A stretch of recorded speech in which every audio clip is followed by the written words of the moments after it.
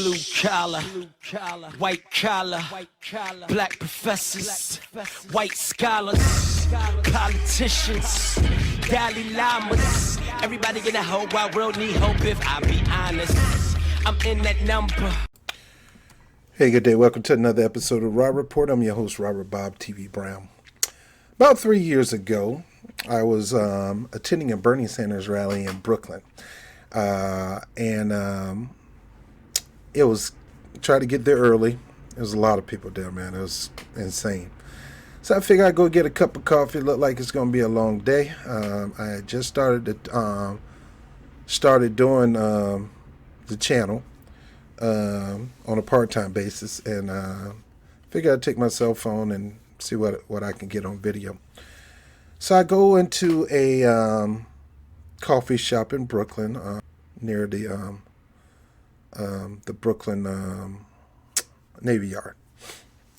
So I go into there and I see this beautiful lady on her laptop, and short hair, incredible smile. So I said, "Wow, you're stunning. You're beautiful."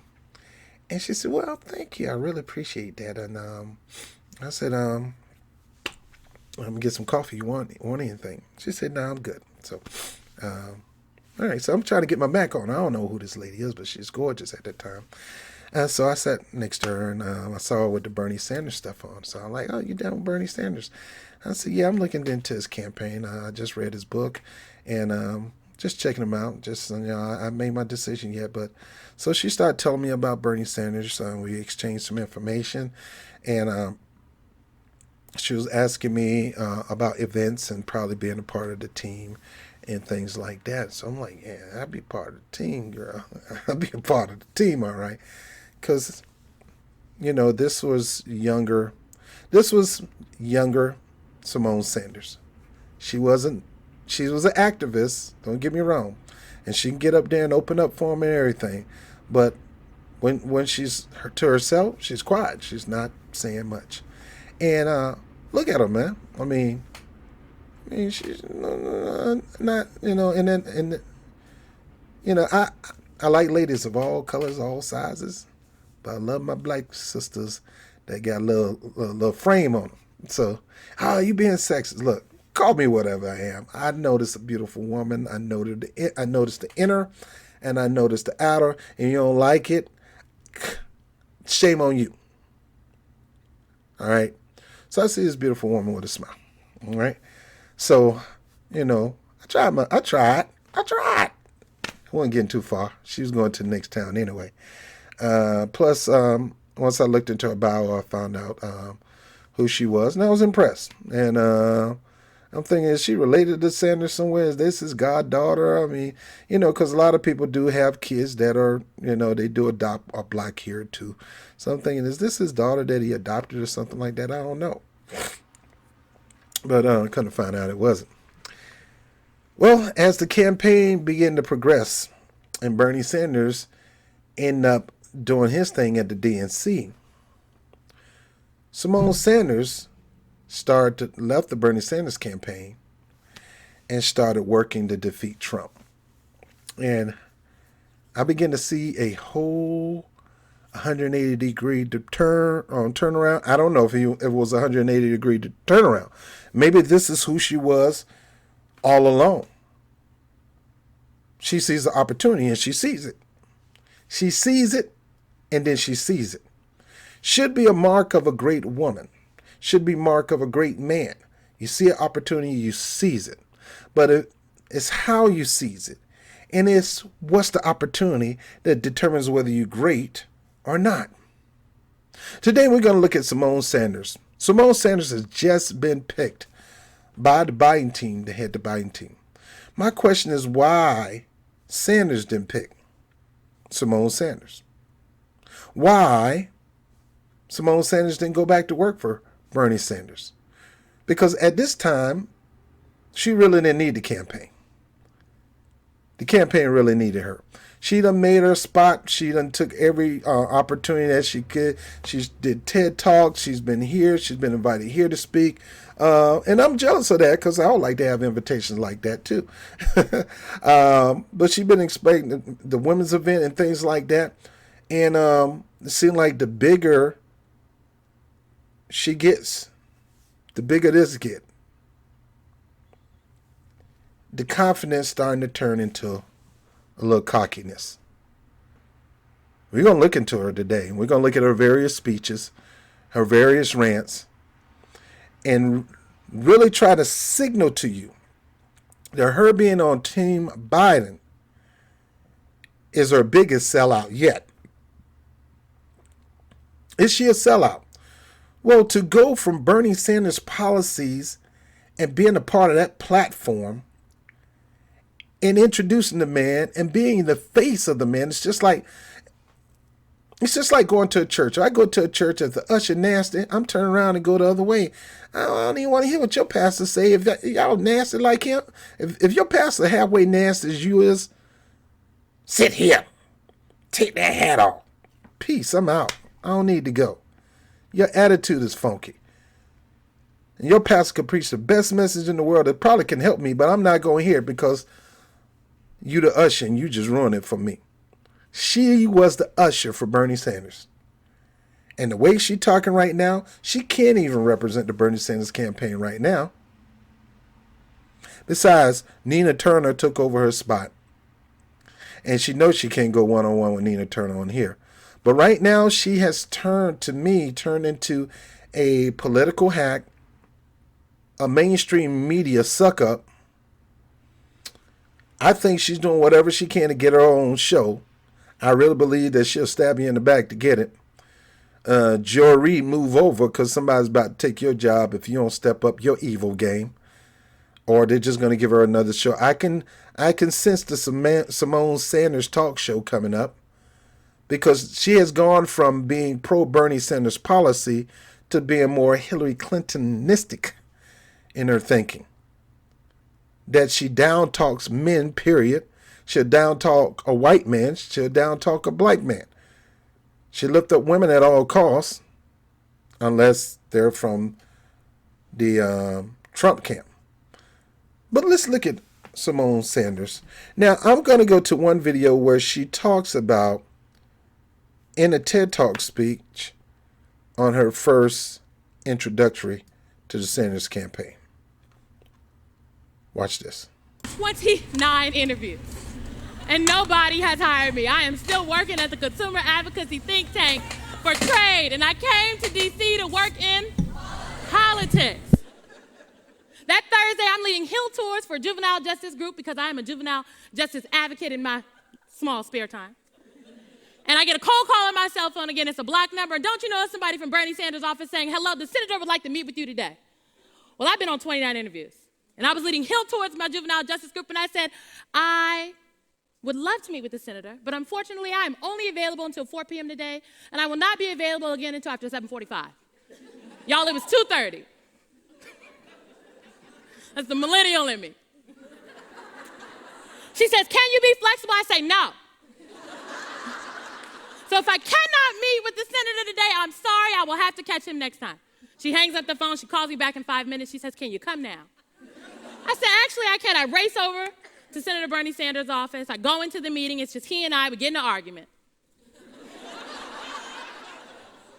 about the economy and his stance on the economy and the criticism that folks have had of his campaign thus far about how he has not effectively addressed race.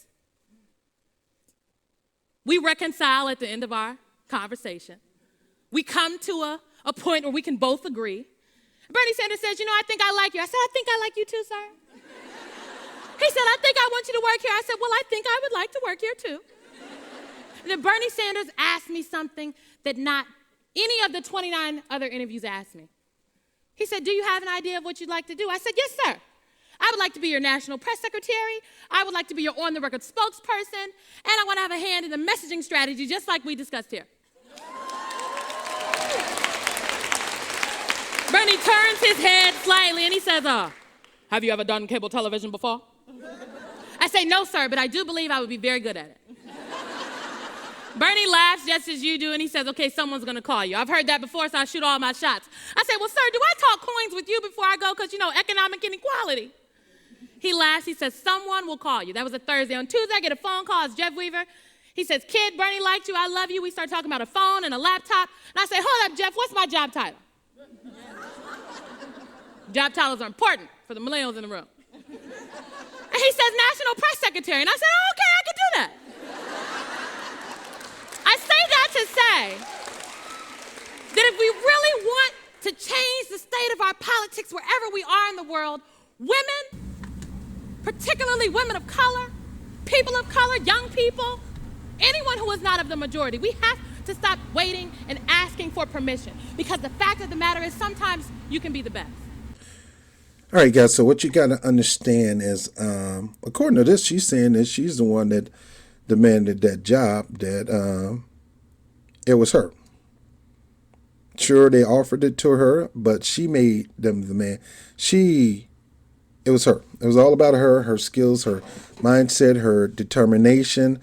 She went in there with the bold stance that I'm getting what I want out of here, which is good. But oftentimes that can be cocky. And honestly speaking, I think she has become kind of Trumpistic in her thinking that she's the ish. She got it going on. Don't get me wrong. I mean, she got a little cuteness about her. Little. She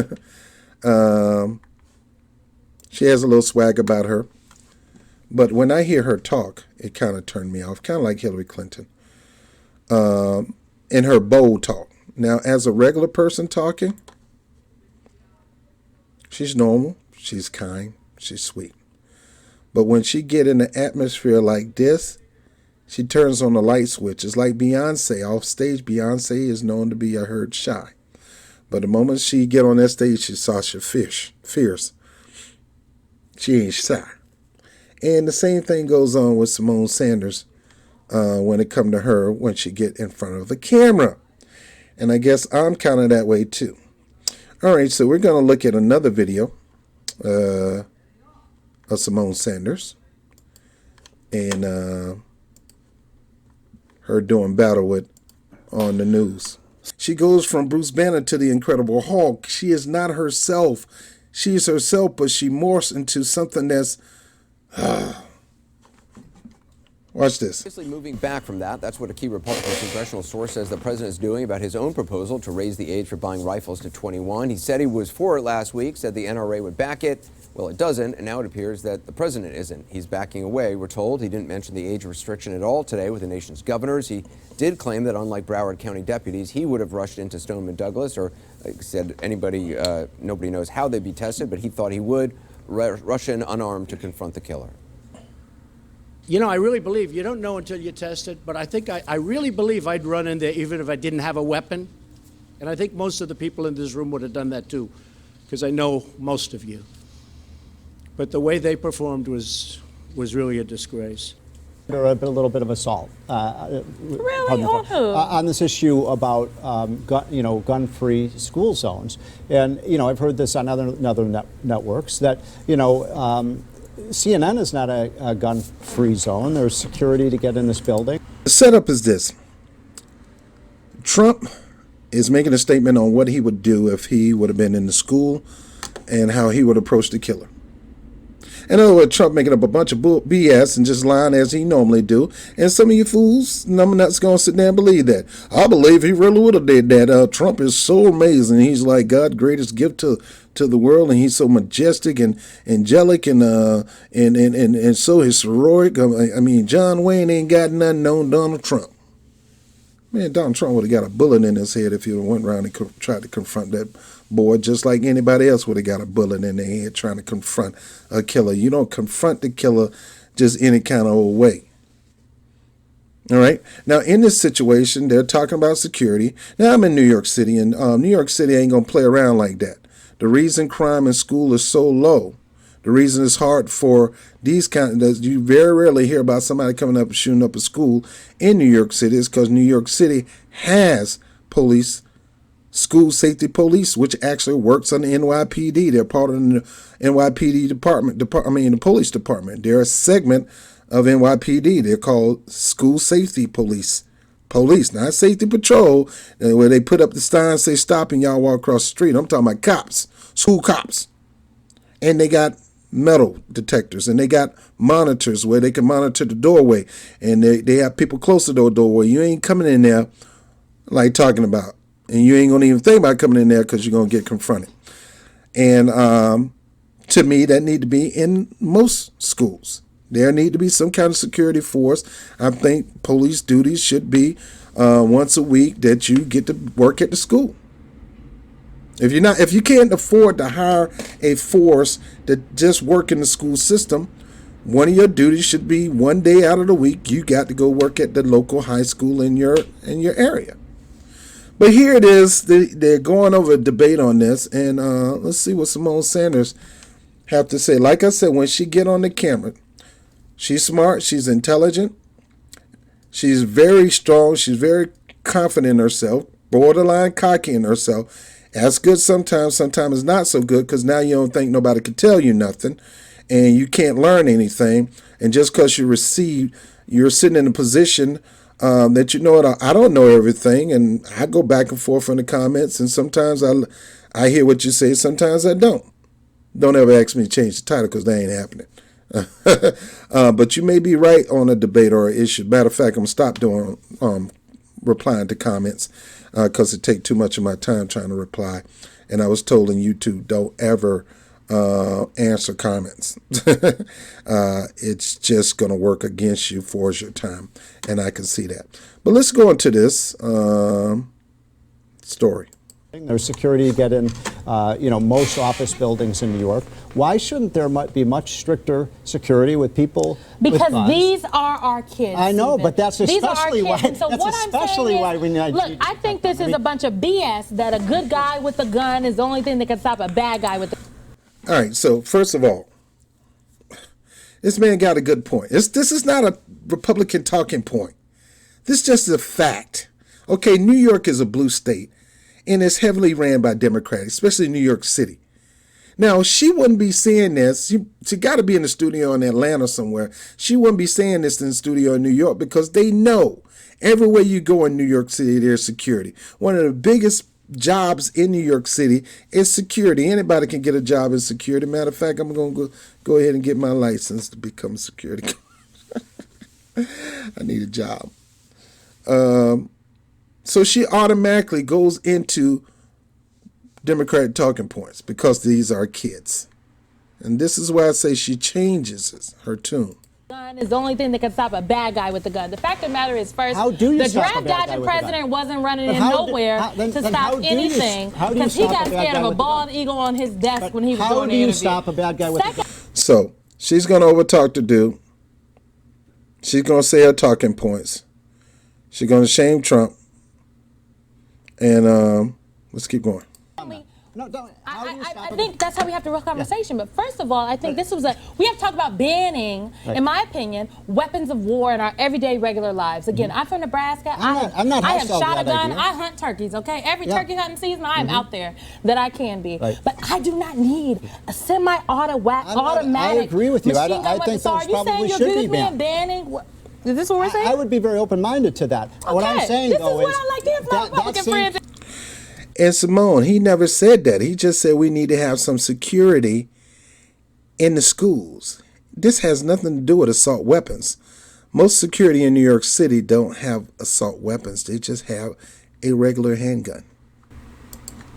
So if we don't have, the assault weapons, he's going to have a handgun. Okay, Who's going to stop him? I'd like to make it just a little bit harder for people to commit mass shootings. So I hear the I argument. I do hear the argument from you But I do think that if they're going to no guns at schools is making these kids. You know what? Again, I am very concerned about the kids of color. But you just said that you'd be here for a lot of kids. Now she immediately goes to kids of color. Folks, can I say this? I'm all about my diaspora. I'm all about my American descendants of slaves. But when it comes to kids, I'm about all the kids. Because kids don't grow up with these mindsets. Kids are not born with these mindsets. They're taught these mindsets. So I'm about all kids. So immediately she's going to Democratic talking point, talk about race, talk about sexism, and crap on Trump, instead of talking about real solutions. Howard Dean, Howard Dean was there for that 50-state strategy, but here's the issue. Howard Dean is also on record maligning young people and millennials, telling those Bernie folks they just need to get in line, and maligning Bernie Sanders, and that is not what we need, in my opinion. We don't need white people leading the Democratic Party right now. All right, so this already is bad. We're talking about rebuilding the party. And she's talking about white people leading the Democratic Party, and in saying that, she's talking about Bernie Sanders. This is why you can completely call her a sellout, okay? Because first of all, she's going to talk about Howard Dean. I agree with Howard Dean. With her on Howard Dean. Howard Dean is a hack. He sold out to the Democratic Party. He sold out to the pharmaceutical industry. He is a total sellout. So you don't need to be commenting on anything, especially about millennials, and trying to tell millennials on where and how to vote, when a lot of them are not even part of the Democratic Party, but they supported Bernie Sanders. So she is right on that. But for her to go in and say white people don't need to be leading, let me tell you something. It is going back to this sexism and color. And then sooner or later, Trump is going to come in there some way. Now, she's going to talk about how she's going to talk about, let me go back to what she said here, and then I could probably set this up again. And maligning Bernie Sanders, and that is not what we need, in my opinion. We don't need white people leading the Democratic Party right now. The Democratic Party is diverse. And all right, so she's trying to say white people don't need to lead the Democratic Party. Simone, it's more white people in the Democratic Party than minority. They're going to end up leading at least for another maybe 10 years. She actually going to make a statement about undermining voters. But yet she's undermining the ADOS movement. She's undermining people who are seeking reparations. She is part of that culture that called ADOS bots. This was a Russian thing to throw the election off. She didn't want to admit at that time that this was a real thing going on with black people, her people. But let's keep going. Now, to me, this is a racist statement for her to say, right now, a certain color shouldn't lead. So who should lead? Asians? Blacks? Arabs? White people shouldn't lead. Why this got to be about color? You can have a black man in office. We did for 8 years. He led. He did some areas. He did good. A lot of areas he did bad. Bottom line, he ain't do nothing for black people. The guy you getting ready to work for worked under him. You think Joe Biden's going to do something for black people? Yeah, he's going to do something about them. He's going to do the same thing he did when he came up with the crime bill. He's still doing something about them right now with that bill. The effects of that bill is still affecting black culture. So come on, Simone. This is what I'm saying. Get in that camera and... leading the Democratic Party right now. The Democratic Party is diverse, and it should be reflected as so in our leadership and throughout the staff at the highest levels, from the vice chairs to the secretaries, all the way down to the people working in the offices. But Simone Sanders, this is why I'm doing this piece on Simone Sanders. She is not good for trying to stop Trump. The Democratic Party is a corrupt party. It doesn't matter who's in that party, whether they're black, white, Chinese, Asian, Hispanic, Latinos, whether they're Haitian, Jamaicans, Bahamians, it doesn't matter. Whoever in the Democratic Party, that entire Democratic Party system is corrupt. And right now, just because you have a party that's diverse, don't make people go out and vote for people in your party. You got to offer concessions and help toward the constituents that put you in office. Most Democrats, most independents, most Republicans don't give a crap who is in office. I just need somebody that I voted into office to do for my community. And if you're not going to do for my community, I'm not voting for you. I don't care if you are black. I don't care if you are Asian. I'm not voting for you. At the DNC, I think we need to have a robust discussion about this, and I think we need to hear more from all the candidates. Jamie Harrison in South Carolina, he's great too. He has done real party building, but everybody doesn't necessarily know Jamie, and they want to know what it is that he stands for. So I want to hear more from everybody. I'm here for the millennials and the brown folks. Charlottesville is an egregious symptom of what is wrong with parts of all over America. I'm not jumping to conclusions, sir. I'm being factual, and you are dismissing. He said, see, this is what you do when you think you know everything. You don't listen to the person that you're talking to. That's why I can't do interviews. You don't listen to the person that you talk to. He wasn't even going to say jumping to conclusion. He said jumping from this topic to another topic. Oh, God. Charlottesville is an egregious symptom of what is wrong with parts of all over America. I'm not jumping to conclusions, sir. I'm being factual, and you are dismissing it. And, you know, perhaps if you would actually speak to the heart of these things, we could get to the bottom hold on a of second, some Simone. of Let's get a point of clarification. Ken, what are you disagreeing with exactly? Simone's argument Apparently is basically white that supremacists. you know what white supremacists are about. You know what Robert E. Lee evokes. That's what they used for the basis for coming together. What is your point of disagreement exactly? Right.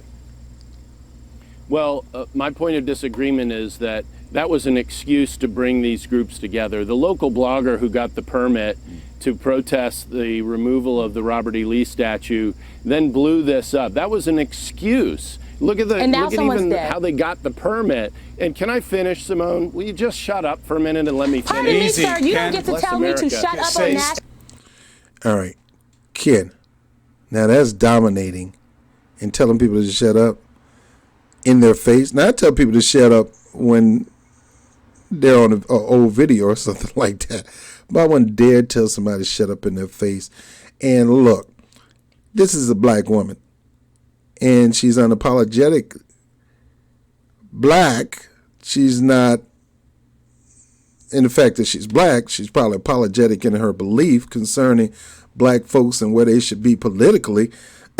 But you tell her that in her face, dude, you like to get your behind whooped. And let me tell you something.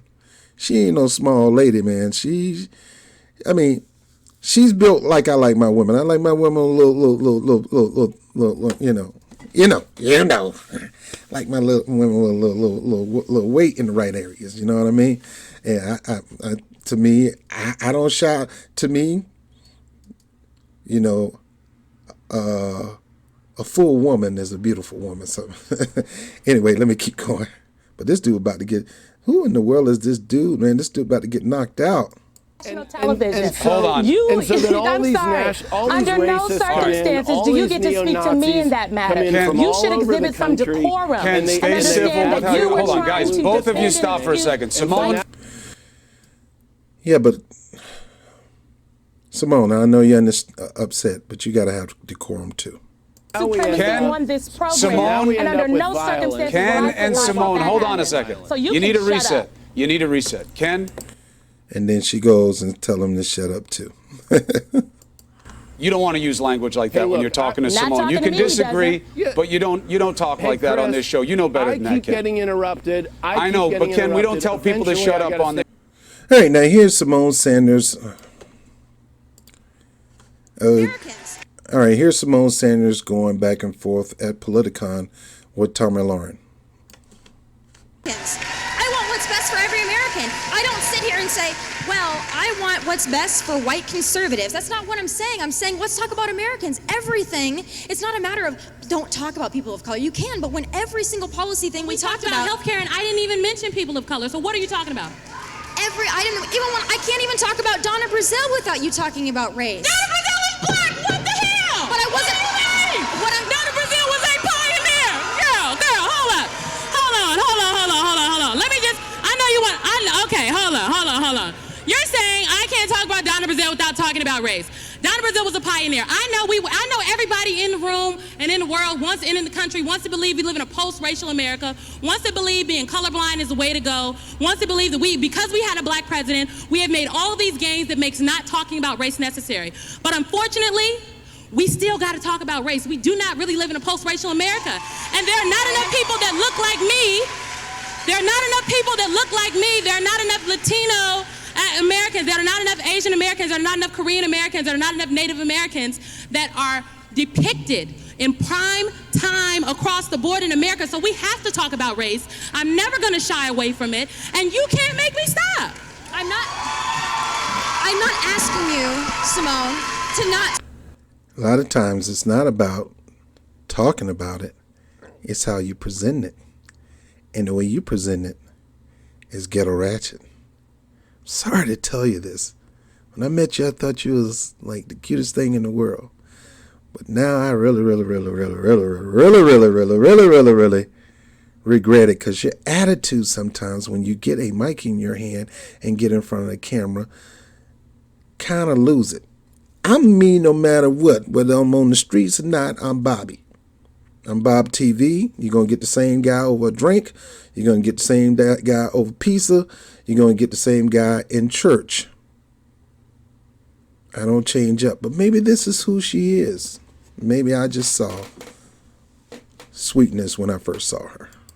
Talk about race. I'm saying what I'm talking about, when I look at someone, I don't look at someone and say, well, Donna Brazile is black. Yes, she is. But when I'm talking about slipping debate questions to Hillary Clinton, I don't care what her race is. I don't care. And I think that's fair, but I just want you to understand that I think that's absolutely fair. I think that's good. I think that when you look at people and you don't see, and you're not looking at them through the lens of like if they're black, white, Latino, whatever, I think that's great. I wish more people would at least take that kind of vein. But I think it's also, I take that line, but I think it's also important to understand that people of color experience the world a little bit differently. And when you refuse to acknowledge like our varied experiences, you are erasing a piece of who we are. And so I can't not experience the world as like a black woman. Like you know, people call me, you know, like I know people have said horrible things about you online. They say horrible things about me online, but a lot of things they say about me are race-based. Same, Simone. Tommy, people say the same shit about me. Let me finish this. People say the same thing about me, and that's what I'm saying. No one's calling you the N-word. Nobody's telling you to go back to Africa.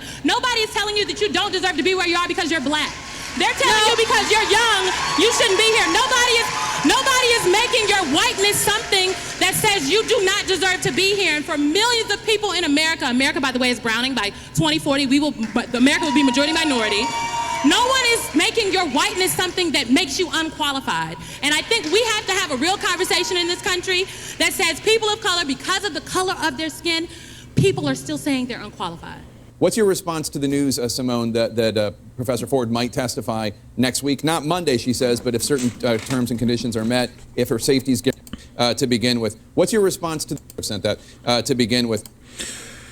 Now, in this particular video, Simone Sanders sitting on a panel that is going over the situation between Judge Kavanaugh and the alleged rape allegations against Judge Kavanaugh, almost similar to the Anita Hill situation that we had with Joe Biden. I guess that's the reason why Simone is on this panel, because she's such an expert in this area. Not only were the women getting threats, but Judge Kavanaugh and his wife was getting threats too. And the things people do to stop a justice, some are legit and some of them could be fabricated. Who knows? But we just hear people out and make our own judgments. We don't encourage the oppression of the person who's making the accusation. And we shouldn't rest the judgment on the person who is alleged. Remember, in America, it's supposed to be the land of the free, the home of the brave. You're innocent until you're proven guilty. And a lot of times we hear somebody in their testimony and we assume that they're guilty. And that's the reason why you have hearings. But in this particular one, Simone Sanders is going to make her statement on the Kavanaugh and Ford situation and the death threats. What's your response to the news, Simone, that Professor Ford might testify next week? Not Monday, she says, but if certain terms and conditions are met, if her safety is guaranteed, and if, in her view and her lawyer's view, it's a fair hearing. I think what Dr. Ford is weighing is having her voice heard or not having her voice heard.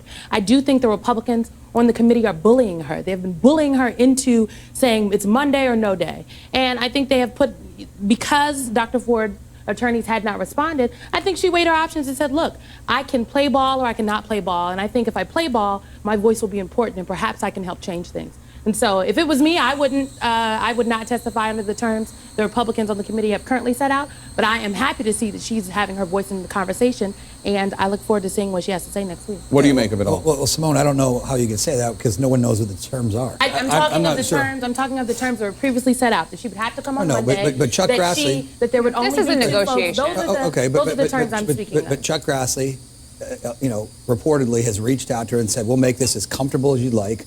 We will come to you. We want to hear your testimony. So for you to say that you wouldn't testify to the terms that are laid out, we don't know all the terms that are laid out.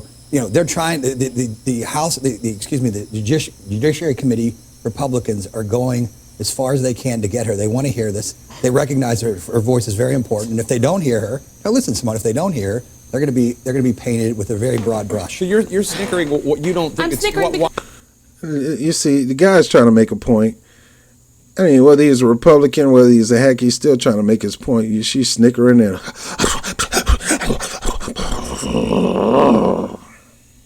I don't think it's sincere, nor is it serious. How can they effectively want to hear from Dr. Ford and effectively want to get answers, get to the bottom of this without hearing from Mark Judge, without hearing Mark from... Judge named by her as another guy in the room. Named by her as another person in the room, without hearing by the third individual named by the person in the room, without hearing from the therapist, without doing a serious investigation under oath. And so that's why I snicker at it, because, again, I think the audacity of these men saying to Dr. Ford, it's our way or the highway, honey. Listen, she you should called come. for We this. hope you come. She asked for this first. Hold on. Everyone thought she was serious because she went to the members of Congress. Yes, she took a polygraph. She talked to the Washington Post, and then she said, I'm willing to testify. So Republicans are perfectly within their rights to say, okay, let's make this happen in time. And given the threats in this environment, I think it becomes even more important that they reach a speedy resolution. Are you saying that it is in Dr. Ford's best interest, in her safety, I think it's in everyone's best interest to find her to answers. Testify on Monday? I think it's in everyone's. Don't speak to me like that. I'm interested in everyone's safety. Don't say I'm spewing BS. You don't go there. I did go there, and I'm going there because the stakes are too high. And so folks are still trying to Let's get everyone on the same page. The stakes are too high, but to assert that Dr. Ford is getting is being treated fairly, I think is disingenuous, because so many Republicans, if so many Republicans were on the record, I don't know what they could do. If so many Republicans were not already on the record. Now, Simone is making a statement, but she's not Miss Ford. She haven't been around Miss Ford. She don't got all the information on Miss Ford. Neither does a Republican. But if there's a statement that Miss Ford agreed to, then Simone need to stop making assumptions saying that's a bunch of BS. It could be true, Simone. This is what I'm talking about, that dominating the conversation to make sure you have the last point. We all do it as men. We're known to do that. We got to dominate the conversation and make you shut up so we can seem like we won the debate. Disparaging her character, saying, well, Brett Kavanaugh's going to be confirmed anyway. And how many people are disparaging Brett Kavanaugh's character without having firm evidence that he did that? Again, if you are... politics isn't beanbag, but let's not pretend this is happening one way. If you are accused of attempted rape or sexual assault... There's no assault, evidence besides one So you're story. saying, are we back to you saying you don't necessarily believe Dr. Ford? Because earlier this week, That's never what I said. Earlier this week, Amanda, you were one of the folks who were noting... what I'm saying. You know what I said. Tell me what you're saying, because I want to be... All right, so here she is arguing again, trying to make this about what somebody believes. I can believe or not believe. That's none of your business. You believe she's innocent. She may not be innocent, but that's your belief, and that's none of my business. Our beliefs don't make that decision on whether it's true and whether Judge Kavanaugh will be nominated. Like I said before, hearing is a hearing. It is not going to stop the nomination. It is hopefully supposed to change the thinking of voting for a person, but it doesn't stop the voting of a person. I will be clear. I'm confused right now.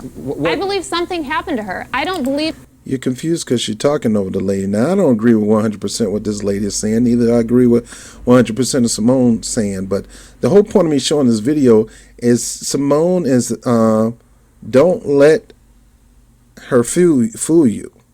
She's a dominating, this ain't got nothing to do with strong black womanism. This is black feminism at its highest. Matter of fact, it's not even black feminism. This is feminist extremism. I don't even want to put this on feminism. This is extreme feminism. Remember, I talk about people can be extreme in their color, they can be extreme in their culture, they can be extreme in their ideology. This is her.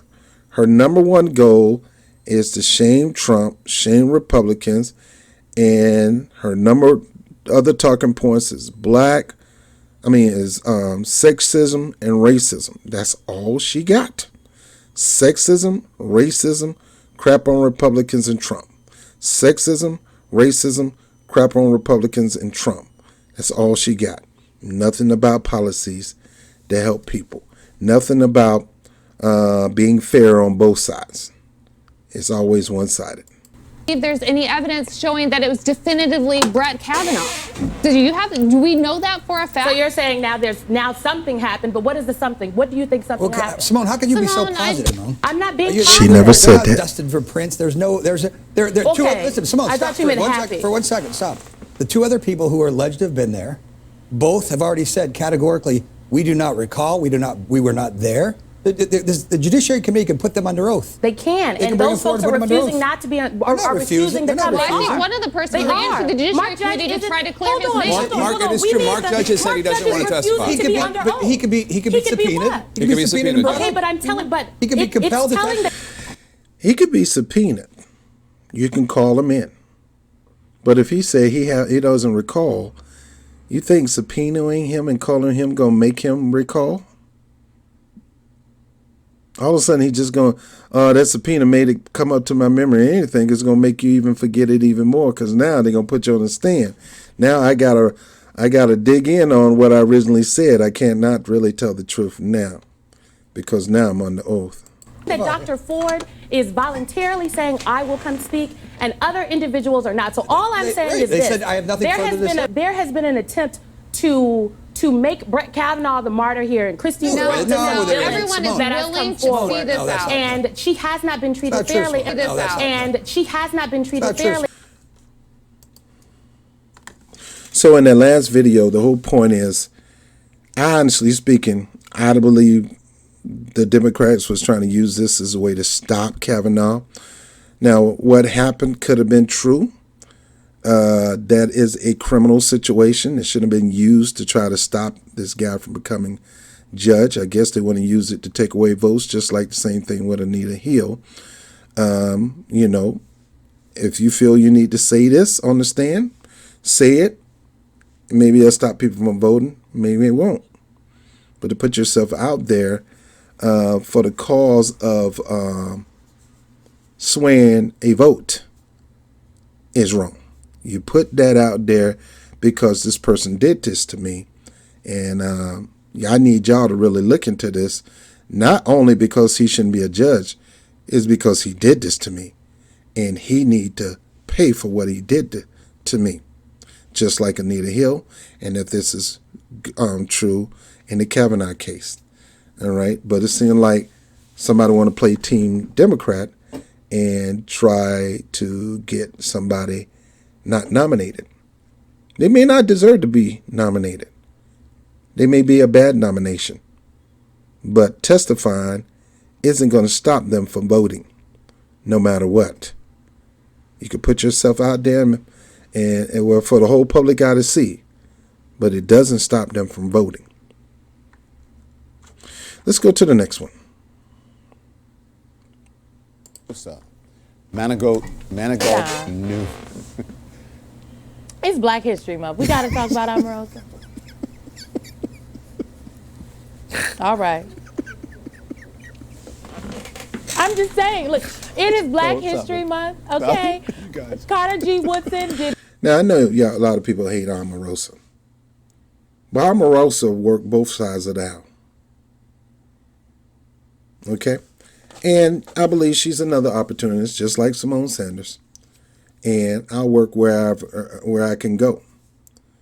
To me, Omarosa going from Clinton to Trump is no different from Simone Sanders going from Bernie Sanders to Joe Biden.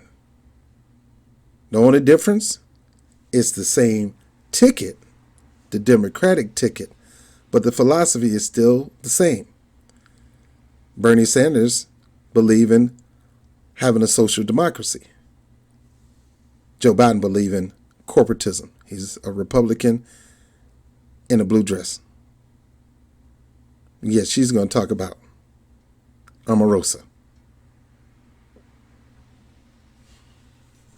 Not go to the mat to get Negro History Week that eventually turned into Black History Month for us to talk about Omarosa on her apology tour and her attempt to salvage her reputation on a reality television show. Not during Black History Month, Don. Mm-mm.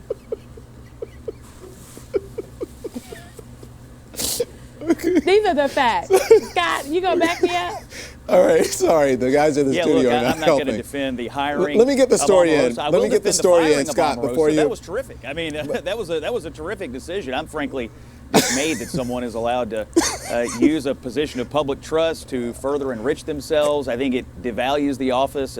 But she's not the only. Listen, all right, listen. As much as I'm laughing at Omarosa, she is not the only one who is using the public office to enrich themselves personally. There are lots of people in this administration, including the president, who every other white man has been fired from the White House. And now, eventually, you, Simone Sanders, because you're looking at opportunity to enrich yourselves. You're using every opportunity that Bernie Sanders allotted to you. Because before Bernie Sanders put her on the platform, nobody really knew who Simone Sanders was. Some people knew, but most of the world don't know. But now, because of Bernie Sanders' campaign, everybody knows Simone Sanders. Now that campaign put her on a position where she can be a political commentator on the show and get paid big bucks to do it. And now she got the nerve to talk about somebody using their skills to get wealthy in political office when you are doing that yourself right now by volunteering to work for Joe Biden. Let's continue. Wow. So listen, let's get a story in. Omarosa Monica-Newman is now on the celebrity show, Celebrity Big Brother. I think it's on CBS. She has been giving some insight into her time at the Trump administration. Watch this. No, it's going to not be okay. It's not. Okay, so... I don't think it's going to be okay either. How can... Wait, whoa. Why is she whispering? She's on the national television. Who does she think's not going to hear her? I mean, this is crazy. What is going on? I bet if you tried to produce a memo of all the things she accomplished at the White House, you couldn't fill up one piece of paper double-spaced. I mean, this is okay. This is crazy. All I right. think she's trying to portray herself. But hold on, Simone, hold on. I have to. Okay, great. You just made my point. In defense of Omarosa, which is, I can't believe I'm defending Omarosa. There are lots of people at the White House who did not accomplish. Simone, I got to get through this. Stop it, girl. So if you look at the White House, there are lots of people who didn't get anything accomplished in this White House and who are not getting. All right, now listen, it's truthful. She is a master opportunist. Omarosa is. Do I think that Simone Sanders will top Omarosa? Not in a million years. Omarosa is on every television show. She became a pastor. She was, I guess she was married to Michael Duncan. Michael Duncan was the lover of life. Opportunity there, opportunity here, opportunity there. Trump White House, being on a Celebrity Apprentice. Being on Apprentice. Now she's on Celebrity Big Brother. She's looking for opportunity. Got a book. So she's an opportunist. But that don't neglect the fact that Simone Sanders is walking right in her footsteps. Anything accomplished now? Look at the chaos that's going on. Omarosa is not alone, but I have to say I think she's whispering because maybe other people in the House are sleeping. So I'd give her and what's his name some credit for that. Go ahead. Look, I don't give any passes to anyone that came from this White House who participated in the kerfuffle that is the Donald Trump, in my opinion, presidency and the eroding of our institutions, who now leave the White House and want to go on these tours to suggest as though they're very hurting by what Simone, they did while they were in the White everybody, House. there are other people, the people who show up on this network and other networks, and they're making money off of this White House and getting rich. Why should Omarosa be any different? They are all, in my eyes, bad apples, okay? And I'm just putting Omarosa, and the next person who wants to come out of the White House on an apology tour, in my opinion, is in the bad apple. You cannot apply that title to. There are people working in this White House. Now, I agree with this guy. All of them not bad apples. But let's say they are bad apples. What make you think the people on your side are good apples? They're not. This dude right here is not a good apple. And guess what?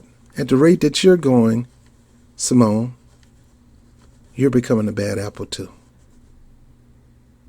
But let's see what the future holds, because it seems like you're taking every opportunity that you can get. Every opportunity to get. They're handed to you and you're taking it. And you got every right to. Omarosa is getting every opportunity. They're handing it to her and she's taking it. Can't get mad at an opportunist, because that's what all you guys are. Opportunists.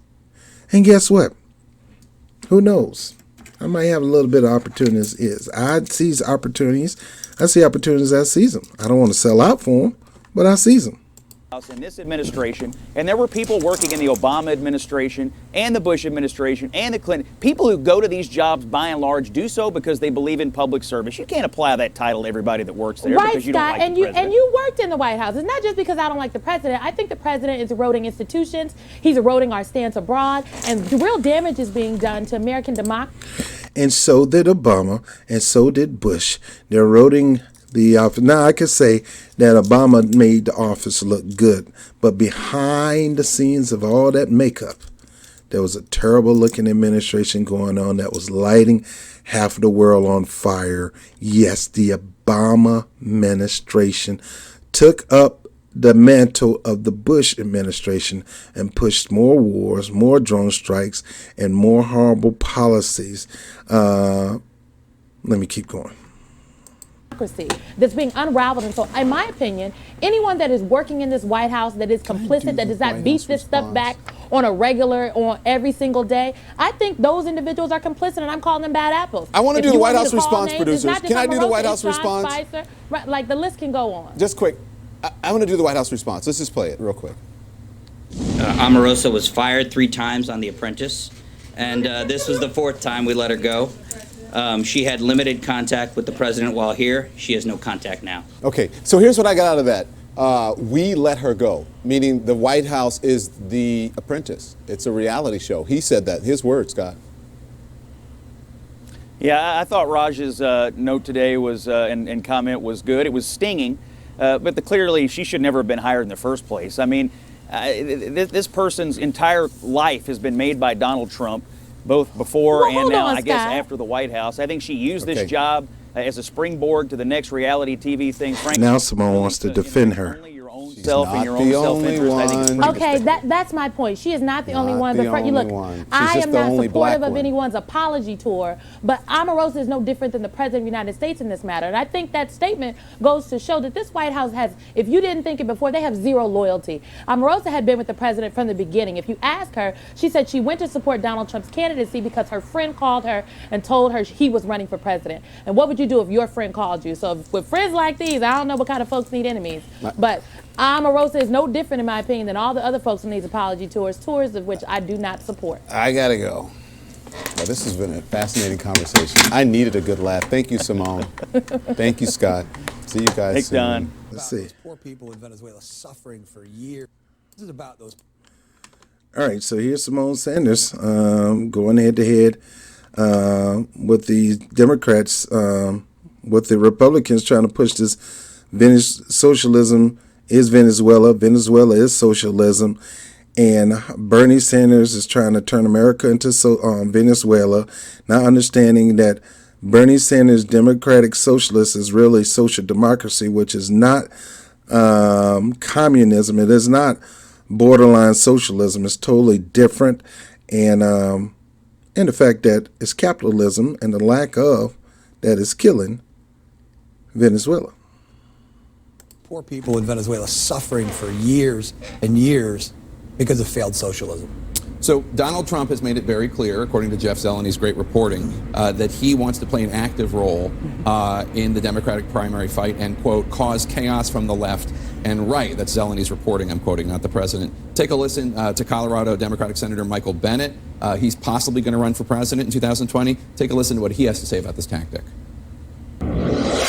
He's trying to disqualify Democrats by calling them socialists. I think Democrats are Democrats, and we're the Democratic Party. That's what we should stand for. But I think we should also be strategic and not walk into, not make it easier for the president to disqualify ourselves. How do you interpret that remark? I mean, I'm gonna take Michael Bennet at his word. I like Michael Bennet. Look, I think that Donald Trump thinks that using the term socialism is really gonna whip up something on the left and cause all this chaos, and it's absolutely not. You know, I'm a millennial. We were just discussing millennials. I'm a millennial, and the word socialism doesn't have the bite that it has for folks under the age of 35 that it maybe had, 40 years ago. So, and also, no one is a socialist that's running. I know someone that's a Democratic socialist. Bernie Sanders is a Democratic socialist. That's very different than socialism. But at the end of the day, it just has more letters. It has a little bit of a different meaning, Mr. Chairman. But at the end of the day, look, I don't think Democrats should be distracted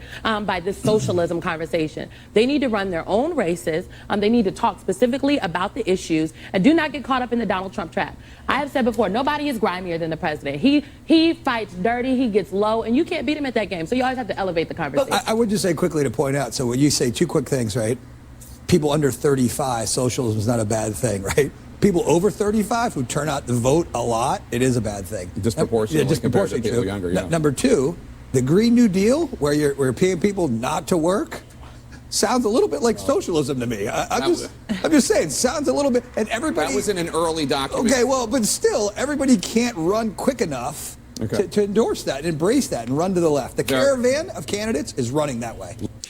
All right, so there you have it. Now, my takes on this whole thing. Simone Sanders working for Joe Biden is a strategic thing. I don't know what Joe Biden promised Simone Sanders, or maybe nothing. Maybe Simone Sanders believed that Joe Biden has a better chance because she knows the fix is in. Maybe Simone Sanders know that they're going to rig this just like they rigged it the last time, but this time she got a better position of being put in the White House versus sitting on the staff of Bernie Sanders or on CNN, or maybe she's doing the Omarosa thing, whom she detested not too long ago, calling her opportunist and doing whatever she can to use her political powers to climb up the political ladder. Yeah, she's doing the same thing herself and quite good at it. The only thing that I ever seen her talked about is racism, sexism, and Trump. Racism, sexism, and Trump. She don't even talk about black men that much. It's always about the woman, the black woman. Matter of fact, she'll lift up white women over black men any day because in her eyesight, it has come down to women, women, women, women, women. Now me, I want women to prosper. I want women to grow and go. But I'm never putting one over the other.